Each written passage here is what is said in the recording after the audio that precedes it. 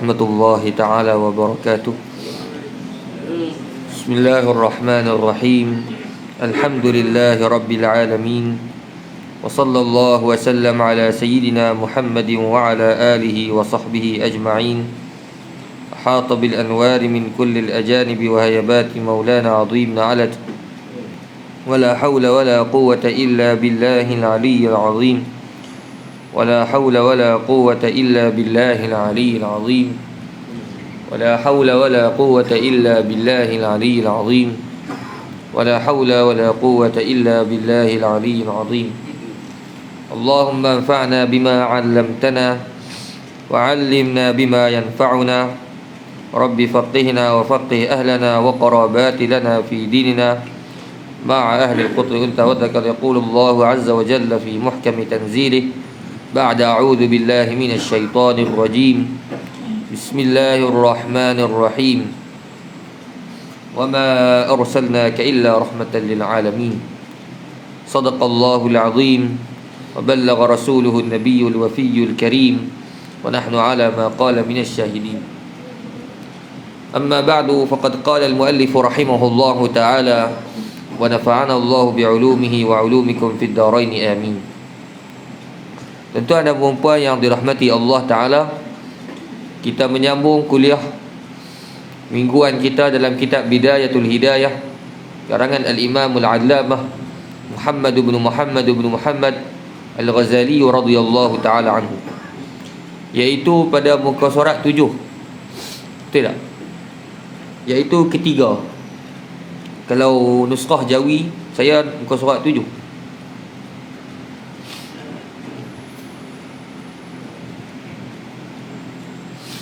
Yalah tak? Nombor 7, muka surat 7. Pada muka surat 7 katanya yang ketiga. Ada tak? Qala al-muallif rahimahullahu ta'ala, ketiga, orang yang telah dikuasai oleh syaitan, maka ia menjadikan ilmu yang dituntutnya itu sebagai alat untuk menghimpunkan harta benda dan bermegah-megah dengan kedudukannya dan merasa bangga dengan banyak pengikutnya. Dia menggunakan ilmu yang dituntutnya itu untuk mencapai segala hajatnya dan untuk mengaut keuntungan dunia. Walaupun demikian, dia masih terperdaya lagi dengan sangkaannya bahawa ia mempunyai kedudukan yang tinggi di sisi Allah Ta'ala, kerana dia masih lagi pada zahirnya menyerupai para ulama. Dia berbicara seperti perbicaraan ulama dan berpakaian seperti pakaian ulama, padahal zahir dan batinnya penuh dengan tamak dan loba dalam menghimpunkan kekayaan dunia. Maka orang yang seperti ini termasuk di dalam golongan orang yang binasa, jahil dan tertipu dengan tipu daya syaitan, dan sangat tipis harapan untuk ia bertaubat kepada Allah Ta'ala, kerana dia telah menyangka bahawa dirinya termasuk di dalam golongan orang yang baik, padahal ia telah lupa akan firman Allah Ta'ala, ya ayyuhalladzina amanu lima taquluna ma la taf'alun. Sadaqallahul azim. Tuan-tuan dan puan yang dirahmati Allah Subhanahu wa ta'ala, masih lagi Al-Imam Al-Ghazali radhiyallahu ta'ala anhu ardah berbincang tentang 3 jenis manusia dalam menuntut ilmu. Ada 3 orang yang di atas jalan menuntut ilmu. Ada 3. Yang pertama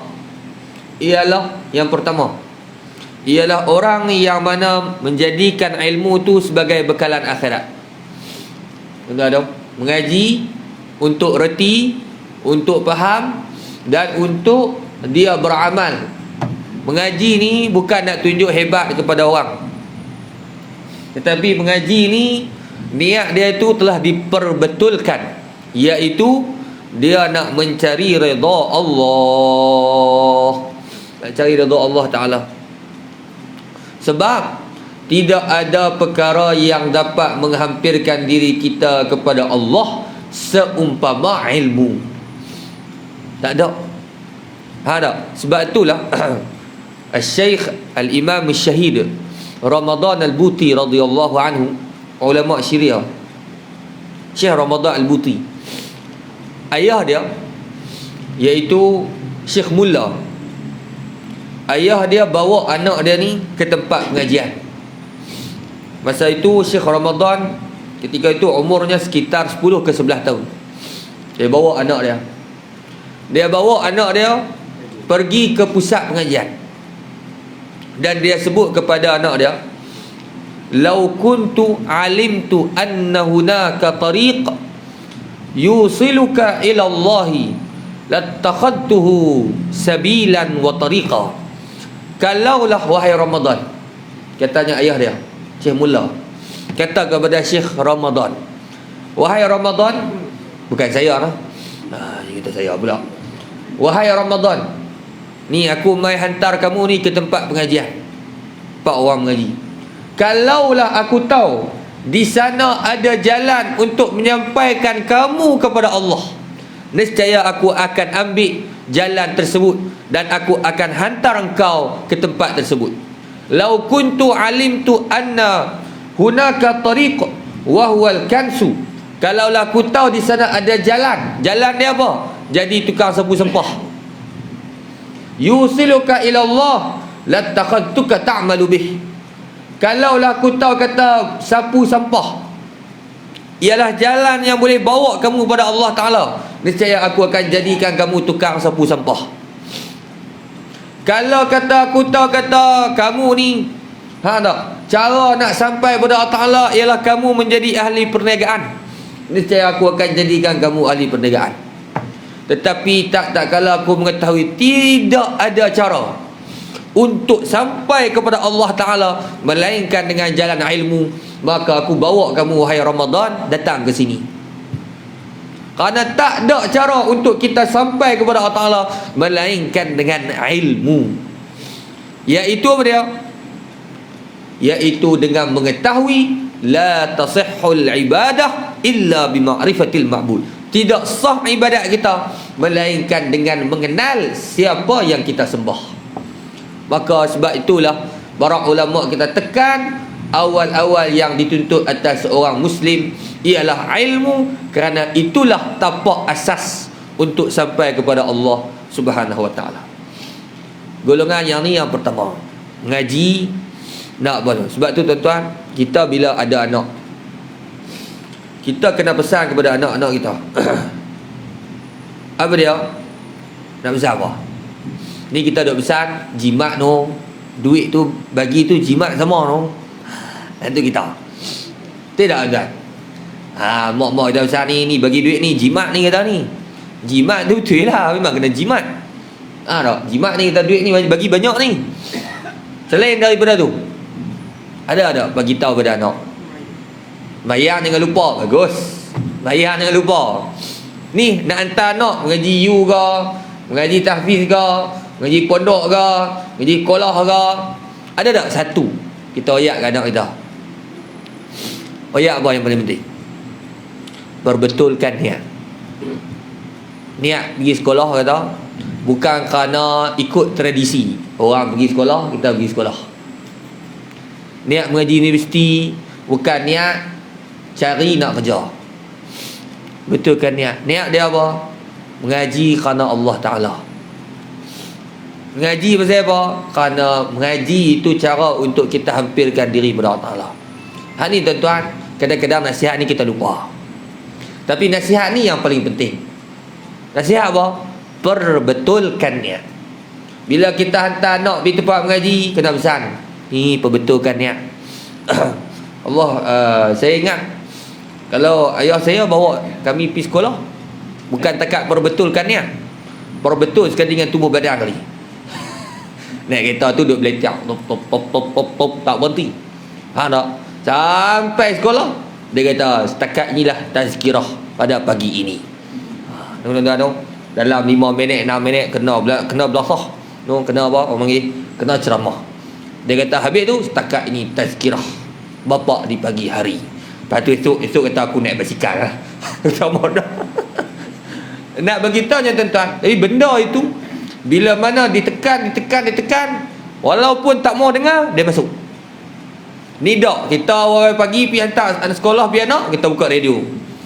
Buka radio tuan-tuan, apa punya FM lah tak tahu. Buka apa, ketawa pagi-pagi. Ha tak?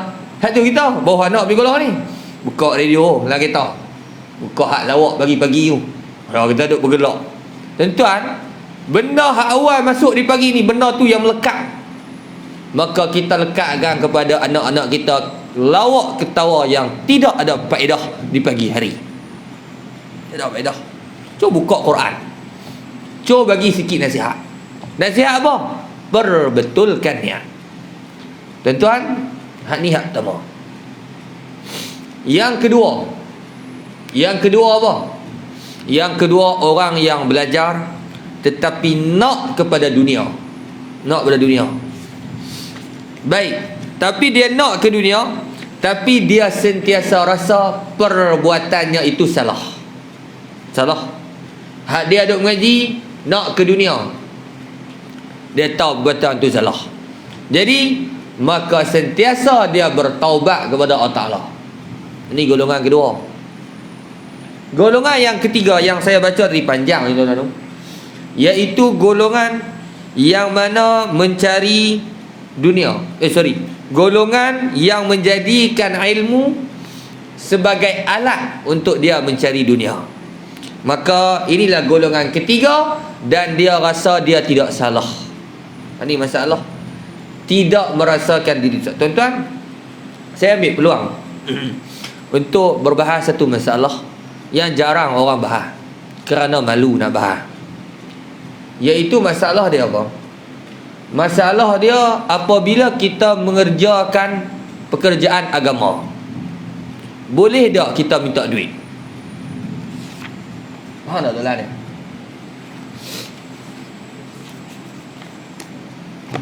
Bila kita buat kerja agama, contohnya apa? Contohnya kita mengajar. Contohnya jadi tok imam. Contohnya jadi tok Bilal. Boleh tak kita ambil duit upah? Ni Imam Ghazali kata, golongan yang binasa ni siapa? Iaitu yang menjadikan ilmu dia alat untuk mengaut keuntungan dunia. Lakah ni boh. Jadi boleh tak kita buat kerja agama, kemudian kita minta duit? Ni macam ni di Kelantan ni banyak pergi mayat-mayat. Mayat-mayat berapa rial? 10. Jadi 10 rial. Tambah lagi gula. Tambah lagi kain pelekat. Tak? Ada tak? Awak tak ada? Tak? Kita duk pergi ke? Tu mayat-mayat. Mayat-mayat tahlil macam-macam. Tuan-tuan dan puan-puan yang dirahmati Allah Ta'ala, kalau kita berbicara sudut fiqh, maka baginda Nabi SAW menyebut hadis, inna ahaqqa ma akhadtum alaihi ajran kitabullah. Satu hari ada seorang sahabat berjalan kepada satu kaum, satu pergi musafir, iaitu namanya Abu Sa'id Al-Khudri radhiyallahu anhu. Abu Sa'id Al-Khudri sampai di satu kampung. Kemudian dia kata pada kampung tu, boleh tak aku nak bermalam di sini? Orang kampung tak bagi. Boleh. Kamu ni orang jahat ke, orang baik ke, kita tak tahu lagi. Dia mau pergi, tubik. Maka jadilah Abu Sa'id Al-Khudri tidak dapat bermalam di situ, dia tidur di luar kampung. Jahat tuan-tuan tu. Kemudian pada malam tu, tok pengulu disengat oleh binatang buah, sengat skorpion. Tak tok pengulu hak tak bagi dia ni, kena sengat skorpion, segala jengkin. Bila disengat, maka dia sakit. Maka orang pun pakat cari, kampung tu pakat cari siapa yang boleh ruqyah, nak buang sengat tu dan boleh ubati penyakit dia. Tengah malam tuan-tuan, cari dalam kampung mana ada tabib. Tak ada. Semua contohlah cerita semua kat buat bendang belaga. Siapa yang boleh berubat ni? Tak ada tengah malam ni. Akhirnya kata, kena tanya tu. Hak nak mari minta kepada kita. Minta apa? Minta bermalam di kampung kita. Cuba tanya dia. Kok dia pandai? Yang kata kita halau dah. Kita minta tolong pula. Dak pergi tanya. Dia kata boleh tak mu berubat? Tok pengulu kita kena sengat. Sakit teruk ni.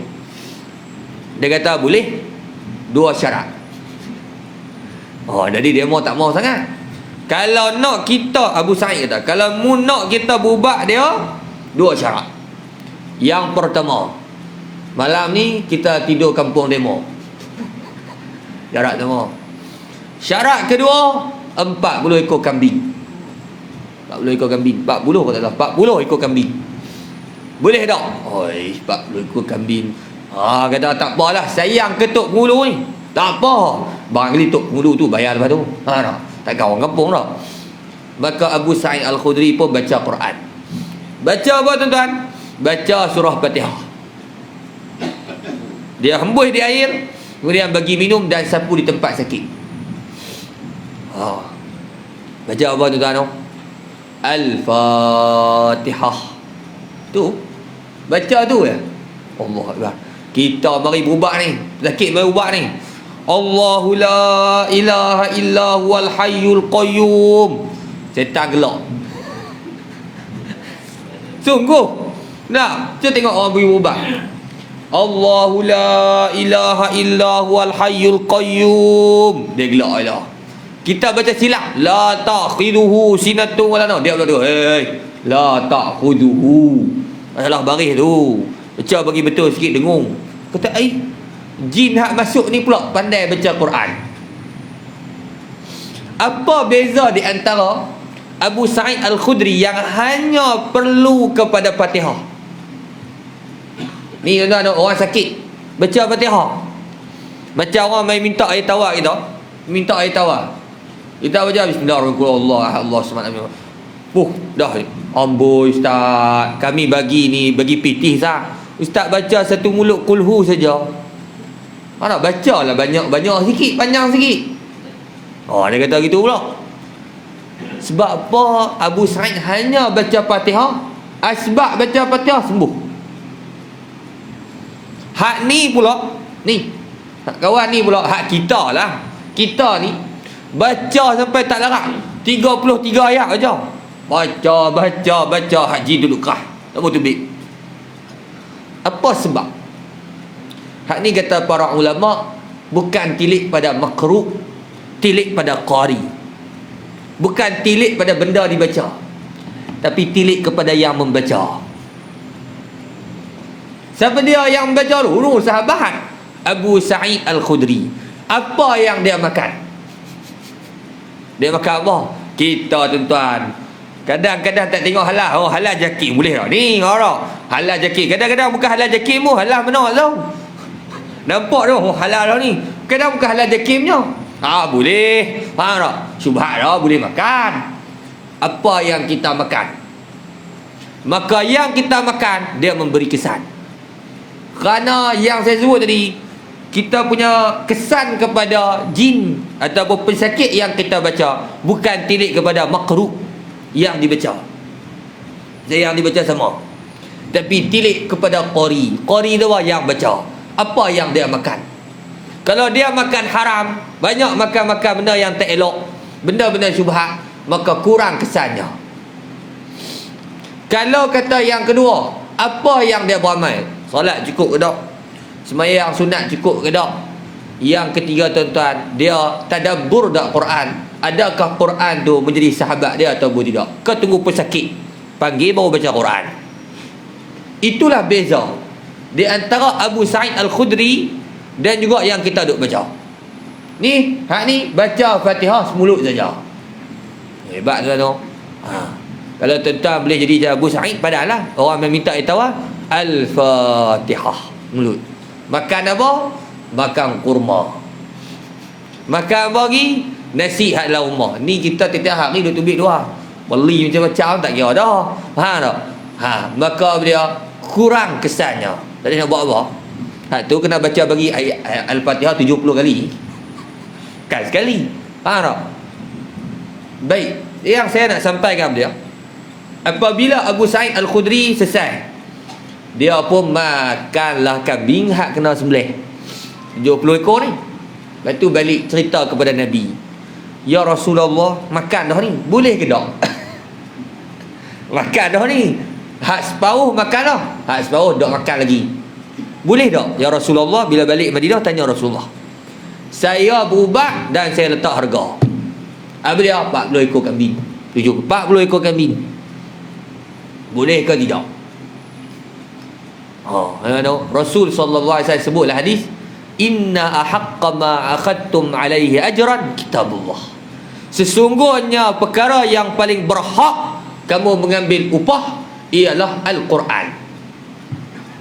Sesungguhnya Nabi sebut, yang paling berhak kamu memohon, kamu meminta upah, bukan kerja kita apa, duk kerja dengan orang, repair lampu, repair kipas, bukan. Kitabullah, Al-Quranul Karim. Maka daripada sudut fiqh, maka harus bahawasanya daripada urusan agama, bahawasanya memohon ataupun meminta bayaran ataupun upah. Boleh.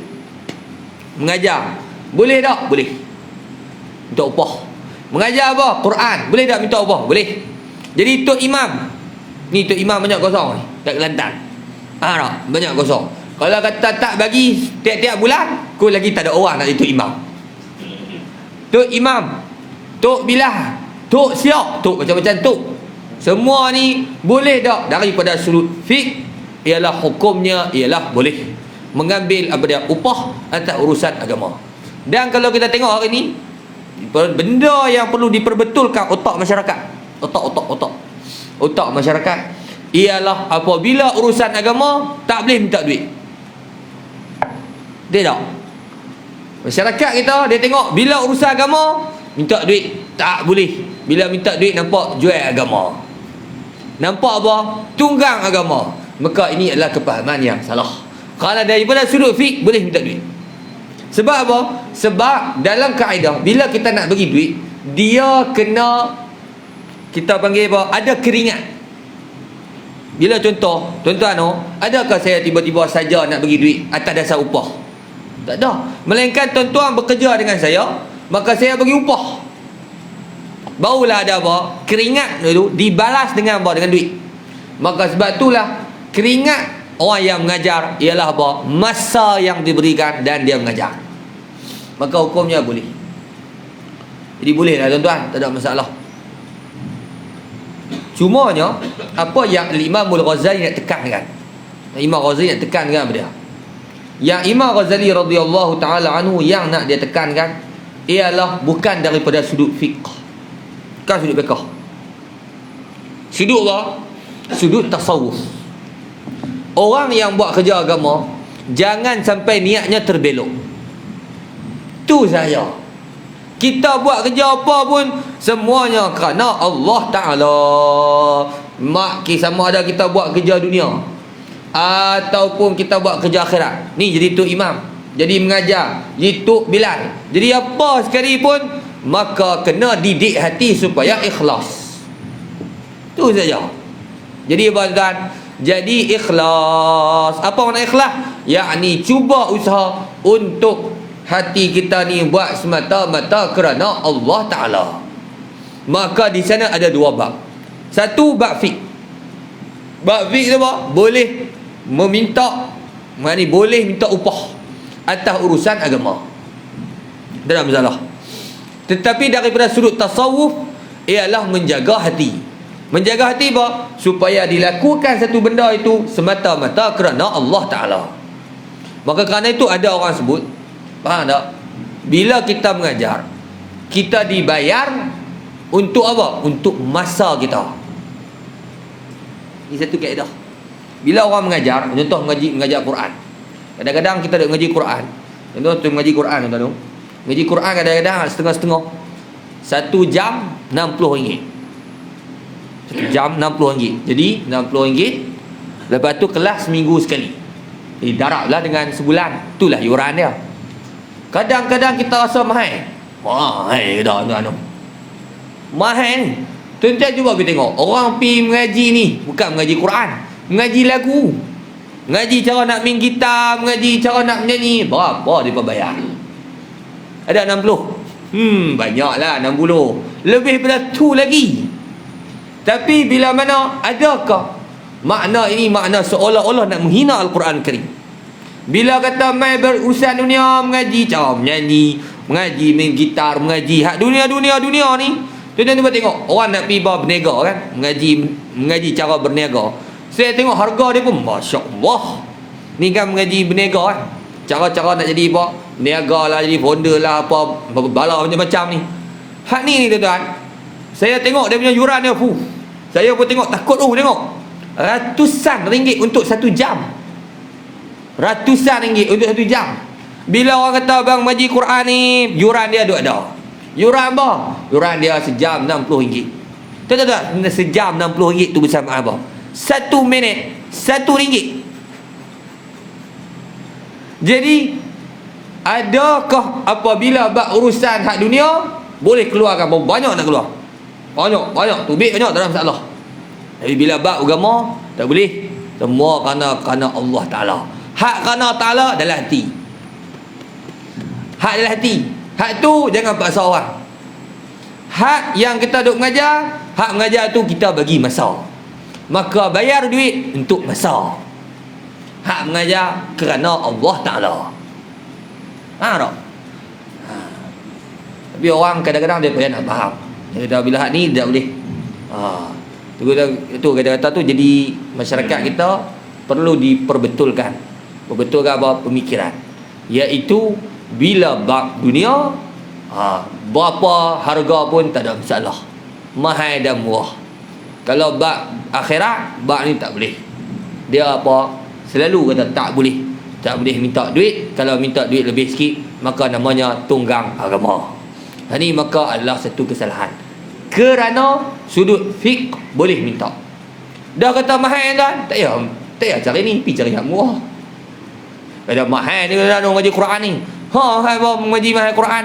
Kalau itu carilah murah, bukan tak ada. Cari hak free pun tak ada. Hak free pun tak mau mengaji. Dia orang buat kelas free Quran ni, tak mengaji juga. Hak tu lagi berat. Kalau daripada sudut tasawuf, maka itu benda yang di dalam hati. Maka hak tu kembali kepada diri sendiri. Tuan-tuan. Baik. Jelas tuan-tuan?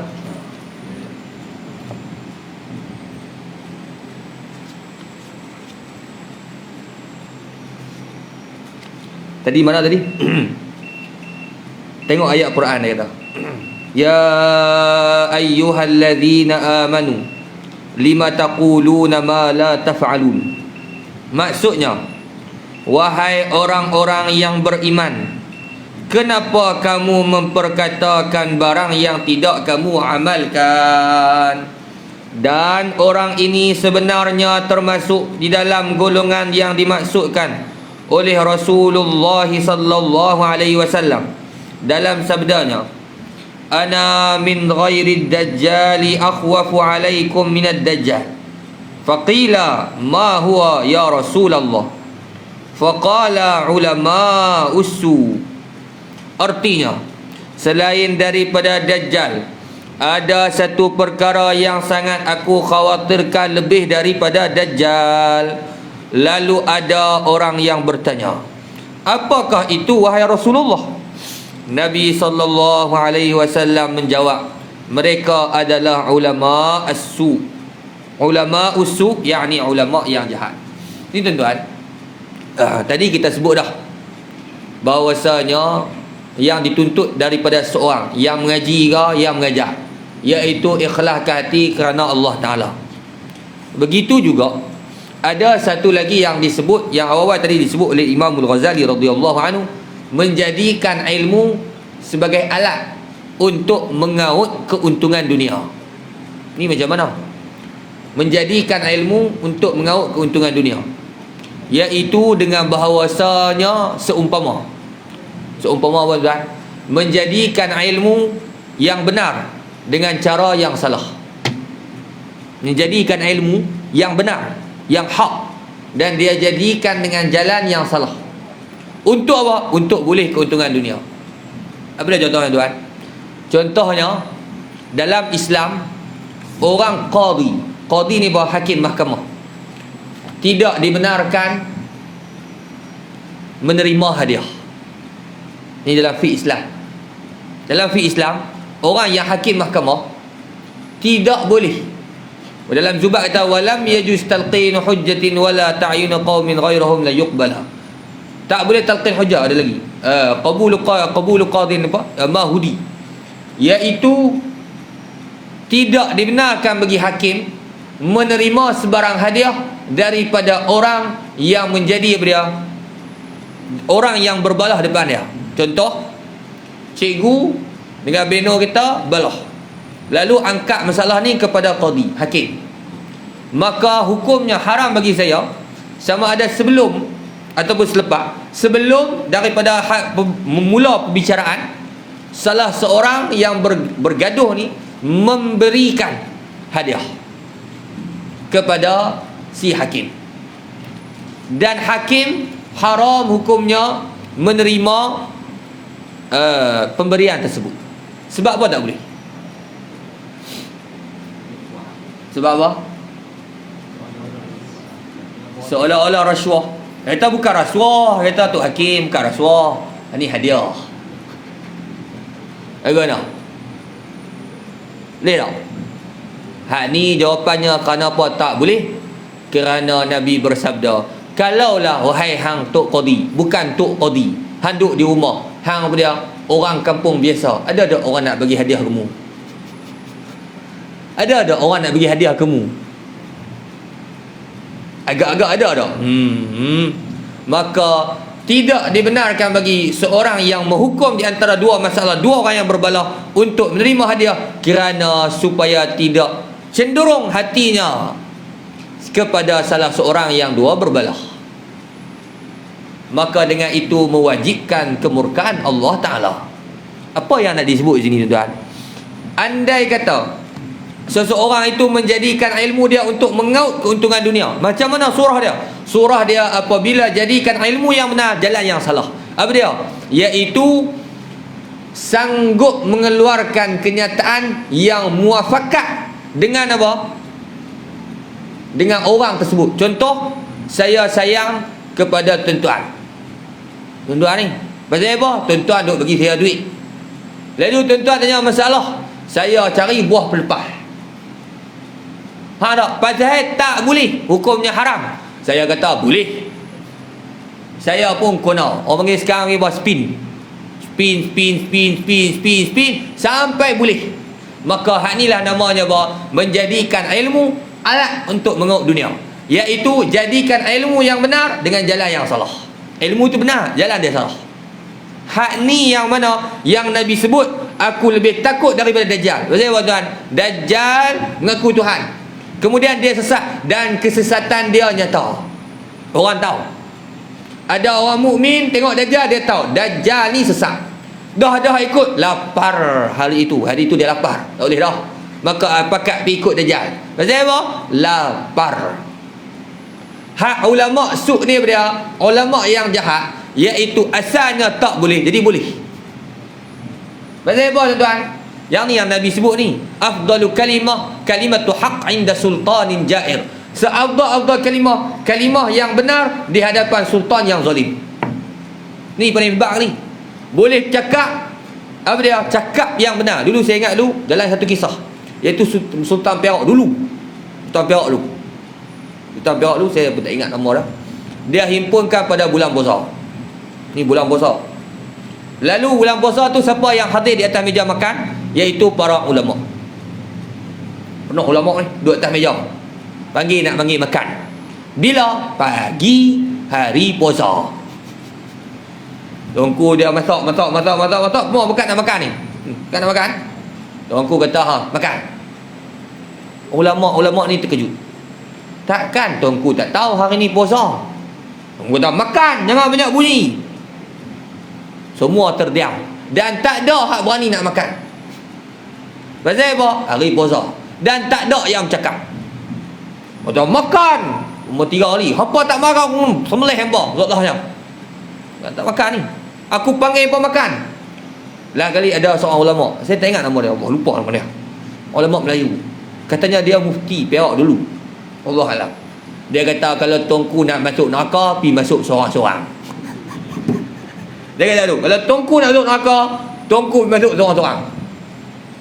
Akhirnya sultan gelak. Dia kata kalau begini, rakyat masih baik. Kerana ulama'nya masih benar. Kata guru. Ni boleh pakai. Ada apa? Masih benar. Ada lagi satu cerita. Bila seorang mufti, saya tak ingat negeri mana. Mufti, dia dijemput makan di istana raja. Raja kata makan. Ni nak makan ni. Makan adalah bekah. Dia kata minta bekah lain. Tak mau bekah ni. Depan-depan dia pergi. Ni tak mau. Bekah ni tak mau. Pergi bekah lain. Kerana apa? Bekah yang nak dimakan tu bekah daripada emas dan perak. Maka dia kata ni tak mau. Tak pergi. Aku nak tukar makanan. Dengan apa?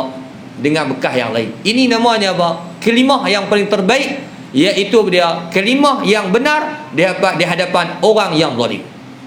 Kan ada tu zalim. Cumanya secara umumnya, kalaulah orang tu berani bercakap dengan kalimah yang benar di hadapan siapa pun dia, raja ke, dalam menteri ke, menteri ke, siapa pun dia, zalim ke, adil ke, apabila bercakap benar, maka itulah mauqif yang sebenarnya. Itulah ilmu yang membawa hampir kepada Tuhan. Lebih-lebih lagi, kalimah di hadapan orang yang zalim, maka itu adalah kalimah yang benar. Hak ni tuan-tuan, yang sebut kata bercakap benar ni disebabkan apa? Disebabkan bahawasanya itulah sebagai yang kata dia menjadikan ilmu bukan sebagai alat untuk boleh apa keuntungan dunia. Kalau hak yang banyak ni tuan-tuan hari ni, yang ni hari ni lah, hari ni macam mana? Ini nak bagi faham. Yang banyak hari ni ialah apa? Demo set kita tak usik. Tu yang paling banyak. Demo ni set kita. Faham tak set kita apa? Yang ni warna sama dengan warna kita. Aku tak faham juga. Faham tak? Warna demo ni sama dengan warna kita. Jadi demo buat apa pun, ambil kawai tutup mulut. Faham tak? Demo royak lah guna pun, kawai kena tutup mulut. Kalau demo cakap benar, kita sokong. Demo cakap tak benar, kawai tutup mulut. Faham tak? Tapi kalau hak balik sana, hak balik sana royak apa? Faham tak? Benar ke salah ke, kita tembak dulu. Maka hak ni juga apa dia? Hampir kepada apa? Menjadikan ilmu ialah apa? Sebagai alat untuk menghimpunkan apa? Pengikut dan meredakan pengikut, iaitu lebih kepada menghimpunkan tamak dunia. Lepas tu tuan-tuan faham dirilah. Tekan tak faham? Faham tak? Kau tak faham lagi? Faham tak? Orang Arab kata al-labid takfihi al-isyarah ma la yudrikuhu al-ghabi bi alfi syahid. Orang cerdik cukup dengan isyarat. Orang bodoh bagilah apa pun, dia tak faham juga. Faham tak? Wallahu ta'ala a'lam bis-shawab. Boleh tak? Boleh tak?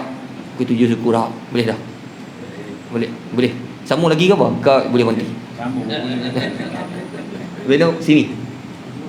Kita start ke apa ni? Boleh ha? Cukup 7 syukur lah. Boleh tak? Ada soalan tuan?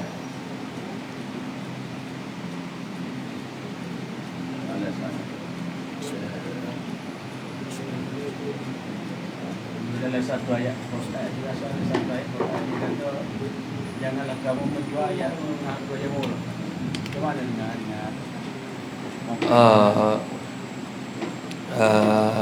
apa nama? Istaruna bi'ahdillahi thamanan qalila, menjual apa nama ayat-ayat Allah dengan harga-harga yang murah. Katanya sebahagian menjual ayat-ayat Allah dengan harga yang murah, iaitu makna dengan harga yang murah yakni dunia. Menjual ayat-ayat Allah dengan dunia, yakni bermaksud macam saya sebut tadi lah, menjadikan Al-Quran itu mengikut hawa nafsu, bukan hawa nafsu yang mengikut Al-Quran. Maka inilah harga yang paling murah, iaitu menjual akhiratnya dengan dunia. Yashtaruna bi'ahdillahi thamanan qalila. Maknanya menjual dengan harga yang murah. Ini harga murah dunia. Kita dah ada akhirat. Kita jual akhirat tu bagi kat orang. Kita ambil hak dunia. Jadi apa? Rugi tak rugi? Rugi lah. Faham tak? Kita jual barang yang mahal, kita ambil barang yang murah, rugi. Faham tak? Makna kata menjadikan Al-Quran, menjadikan hawa nafsu, menjadikan Al-Quran tu mengikut hawa nafsu. Makna apa? Kalau ayat yang kena kita, kita sebut. Ayat tak kena kita duduk diam. Sepatutnya yang mengikut tu ialah hawa nafsu mengikut Quran, bukan Al-Quran mengikut hawa nafsu. Faham tak? Kita faham? Yang ni sepatutnya hawa nafsu tu mengikut Quran. Maksudnya apa? Ada kita suka ke kita tak suka ke, kena ikut Quran. Hak yang banyak. Faham tak? Ayat-ayat ni dia ikut tafsir, ikut ikut kehendak dia. Maka itu jadi apa? Memperjalankan ayat Quran atas mengikut hawa nafsu dia, bukan atas surahan, syarahan, tafsiran baginda Nabi SAW dan juga para ulama. InsyaAllah tuan.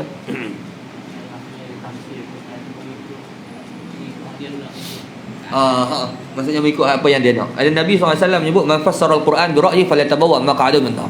Siapa yang mentafsirkan Al-Quran Al-Karim dengan hawa nafsu, mentafsir Quran ikut kehendak dia, maka tempatnya di dalam api neraka. Dan ini banyaklah tuan-tuan. Ini banyak. Iaitu dia tengok satu ayat, lupa 1000 ayat. Ini kerana apa? Kerana ceteknya ilmu pengetahuan.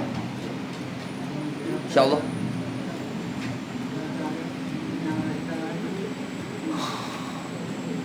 Cikgu apa dia?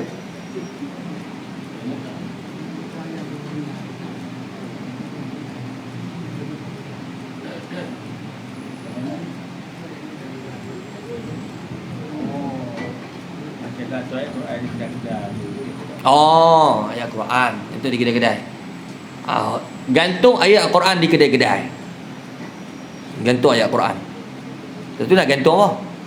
Digantung ni. Gantung ayat Quran boleh ke tak? Gantung ayat Quran ni tuan-tuan, hukumnya apa dia? Pelari. Pelari sama tak? Gantung ayat Al-Quranul Karim hukumnya ialah harus. Sama ada untuk menjadikan apa dia? Untuk menjadikan dia sebagai tizkar, iaitu memperingati. Bila tengok ingat Al-Quran. Tak, ni duk dulu kan apa? Duk lekat apa gambar-gambar penyanyi rock apa semua kan. Tengok ingat. Penyanyi kan benar. Baik tak ayat Quran? Tizkar. Cuma ada satu je. Bila kita letak ayat Quran sebagai peringatan, kena jaga. Jaga daripada tek cicak. Kadang-kadang orang dia letak apa? Banner kan tepi jalan kan. Letak ayat Quran apa semua, itu kena jaga. Kalau ada tek cicak, wajib kita apa? Tek cicak jatuh atas ayat Quran tu kena apa? Kena cepat-cepat bersihkan. Sama orang dia letak apa papan tanda kan, tulis subhanallah apa semua tu, sepatutnya kena apa? Kena tengokkan juga orang yang buat bahagian ni supaya menjaga apa? Kemuliaan Al-Quran Al-Karim. Kadang-kadang tek burung ada, tek cicak ada, tek burung lah banyak. No. Kemudian kalau daripada sudut pelaris, pelaris dengan ayat Al-Quran Al-Karim. Apakah hukum kita pelaris dengan ayat Al-Quran Al-Karim? Maksud pelaris ni iaitu kita letak ayat Al-Quran dan kita baca ayat Al-Quran Al-Karim dengan ada niat khusus. Niat dia apa? Supaya boleh keuntungan. Boleh apa dia? Keuntungan. Maka hukumnya adalah harus. Kerana daripada sebahagian ayat Al-Quran Al-Karim ada mujarrabatun khassah. Mujarrabat yang khassah. Di antara yang disebut oleh Imam Ad-Dairabi Kabir dalam kitabnya Al-Mujarrabat, dan begitu dalam kitab yang lain Syamsul Ma'arij dan seumpamanya, menyebutkan khasiat bagi ayat-ayat Al-Quran. Seperti mana khasiat Al-Quran Al-Karim ialah menolak bala. Seperti mana khasiat Al-Quran Al-Karim menjaga tubuh badan. Sebab tuan-tuan, ayat Quran memanglah tujuan unzila litadabbur. Quran diturunkan untuk kita tadabbur. Tetapi ini tidak menafikan khawasul Quran, khususiat Al-Quran yang tidak ada pada ayat-ayat yang lain. Apa dia? Menjaga tubuh badan. Di antaranya apa? Menjaga tubuh badan, iaitu menjaga daripada bala. Begitu juga untuk apa? Untuk kekayaan. Contohnya, antara apakah amalan untuk gaya? Kata para ulama, iaitu al-istighfar. Astaghfirullahalazim. Sentiasa beristighfar ialah yang Nabi sallallahu alaihi wasallam sebut majlabatun lirizq, iaitu menarik rezeki. Sebab apa? Sebab seperti mana maksiat menghalang rezeki. Kita dah buat maksiat, rezeki terhalang, rezeki terhalang, rezeki terhalang. Begitu juga istighfar, iaitu menghapuskan dosa, ialah penarik rezeki. Faham tak? Jadi apakah hukum menggantung ayat Quran untuk tujuannya pelaris? Maka hukumnya adalah harus, dengan syarat menjaga kemuliaan Al-Quran Al-Karim dan tidak ada campuran benda lain. Yang banyak kadang-kadang bukan ayat Quran saja.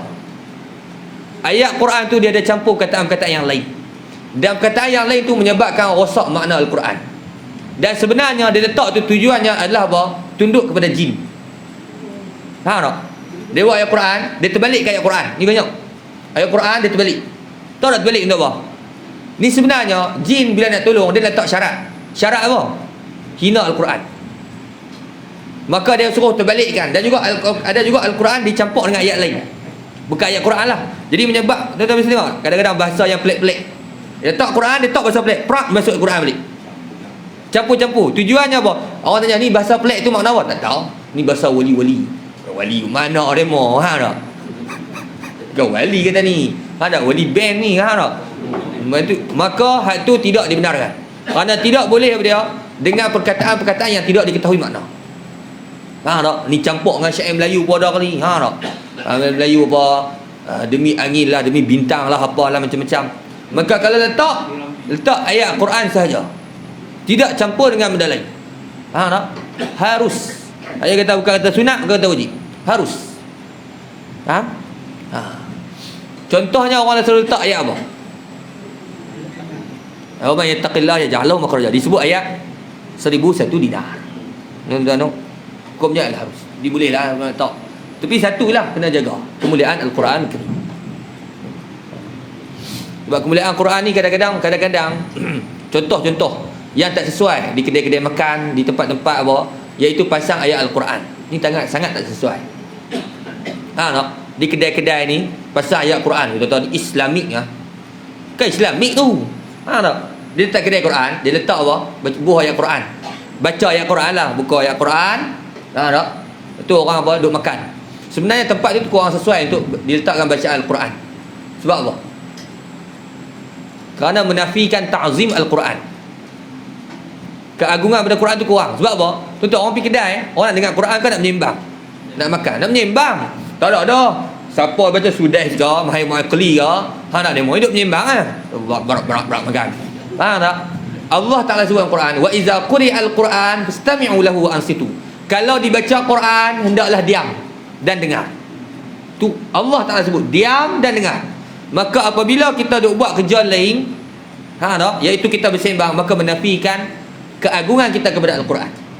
Maka yang terbaik kalau nak pasang Islamik juga kat kedai makan, pasanglah nasyid-nasyid ataupun qasidah, puji Nabi, puji Allah Ta'ala yang bukan ayat Al-Quran. Kerana ayat Quran ada khusus dalam firman Allah Ta'ala, bila dibaca Quran, diam dan dengar. Ini khususiat Quran. Tuan-tuan, duduk kadang-kadang pasang Quran, kadang kedai kopi tuan-tuan, duduk ngumpat saja tu, kecek koksir apa semua, gelak pula tepuk meja-meja tu. Orang nak baca Quran, jadi tak apa nak cantik, jadi pasang benda lain. Pasang lagu apa? Lagu pula pasang apa? Qasidah-qasidah, puji-puji Nabi, gendang-gendang apa, nasyid-nasyid Islam. Boleh lah tuan-tuan. Wallahu taala alam bisawab. Tak kena dengan tempat.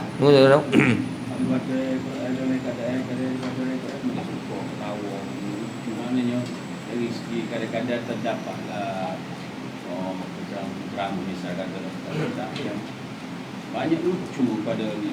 Dan kalau kita baca Quran, majlis sebenarnya majlis ilmu. Majlis tu majlis ilmu. Kemudian ada gelak ketawa. Banyak sangat gelak ketawa daripada dia Allahumma salli alaihi wasallam. Dalam majlis ilmu boleh tak kita buat lawak? Jawapannya boleh. Dan ini adalah perbuatan salah, perbuatan salaf. Salaf dia suka apa? Ulama salafus salih juga orang kata apa ni, nak mengajar ke nak buat lawak? Tak, sebenarnya buat lawak itu ialah perbuatan salaf di dalam mengajar.